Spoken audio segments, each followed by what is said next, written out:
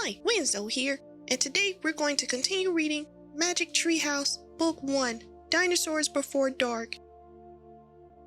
Let's get started. Chapter 6, Dinosaur Valley. Annie, look at this, Jack called. Look what I found. Annie had gone up to the hilltop. She was picking a flower from the magnolia tree. Annie, look, a medallion, shouted Jack. But Annie wasn't paying attention to Jack. She was staring at something on the other side of the hill. Oh, wow, she said, clutching her magnolia flower. She took off down the hill. Annie, come back, Jack shouted. But Annie had disappeared. Oh, brother, Jack muttered. He stuffed the gold medallion into his jeans pocket. Then Jack heard Annie shriek. Annie, he said. Jack heard another sound as well, a deep, bellowing sound, like a tuba. Jack, come here, quick, Annie called. Jack raced up the hill. When he got to the top, he gasped. The valley below was filled with nests, big nests made out of mud. The nests were filled with tiny dinosaurs. Annie was crouching next to one of the nests. Towering over her was a gigantic duck-billed dinosaur. Don't panic. Don't move, said Jack. He stepped slowly down the hill toward Annie. The huge dinosaur was waving her arms and making her tuba sound. Jack stopped. He didn't want to get too close. He knelt on the ground. Okay, move toward me. Slowly, he said. Annie started to stand up. Don't stand. Crawl, said Jack. Clutching her flower, Annie crawled toward Jack. Still bellowing, the duck-billed dinosaur followed her. Annie froze. Keep going, Jack said. Annie started crawling again. Jack inched farther down the hill until he was just an arm's distance from Annie. He reached out and grabbed her hand.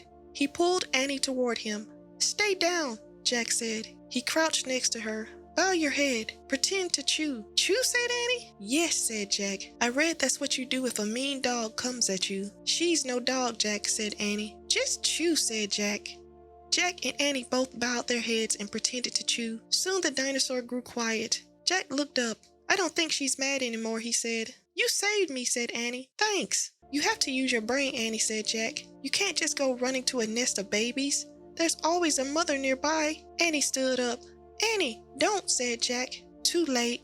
Annie held out her magnolia flower to the dinosaur. I'm sorry I made you worry about your baby, she said. The dinosaur moved closer to Annie. She grabbed the flower from her hand. She reached for another. No more, said Annie. The dinosaur let out a sad tuba sound. But there were more flowers up there, Annie said.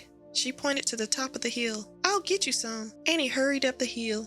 The dinosaur waddled after her. Jack quickly looked at the dinosaur babies. Some were crawling out of their nests. Where are the other mothers, Jack wondered. Jack took out the dinosaur book. He flipped through the pages. He found a picture of some duck-billed dinosaurs. He read the caption, The Anatosauruses lived in colonies. While a few mothers babysat the nests, others looked for food. So there were probably more mothers close by looking for food. Hey, Jack, Annie called. Jack looked up. Annie was at the top of the hill, feeding magnolia flowers to the giant Anatosaurus. Guess what, Annie said. She's nice too. Suddenly, the Anatosaurus made her terrible tuba sound. Annie crouched down and started to chew. The dinosaur charged down the hill. She seemed afraid of something. Jack put the book on top of his pack. He hurried to Annie. I wonder why she ran away, said Annie. We were starting to be friends. Jack looked around. What he saw in the distance almost made him faint. An enormous monster was coming across the plain. The monster was walking on two strong legs. It was swinging a long, thick tail and dangling two tiny arms. It had a huge head, and its jaws were wide open. Even from far away, Jack could see its long, gleaming teeth. Tyrannosaurus Rex, whispered Jack. Chapter 7. Ready, set, go. Run, Annie, run, cried Jack. Run to the treehouse. Jack and Annie dashed down the hill together. They ran through the tall grass and ferns and past the pteranodon. They scrambled up the rope ladder and tumbled into the treehouse. Annie leaped to the window. It's going away, she said, panting. Jack pushed his glasses into place. He looked out the window with Annie. The Tyrannosaurus was wandering off, but then the monster stopped and turned around. Duck, said Jack. The two of them ducked their heads. After a long moment, they peeked out the window again. Coast clear, said Jack. Yay, whispered Annie. We have to get out of here, said Jack.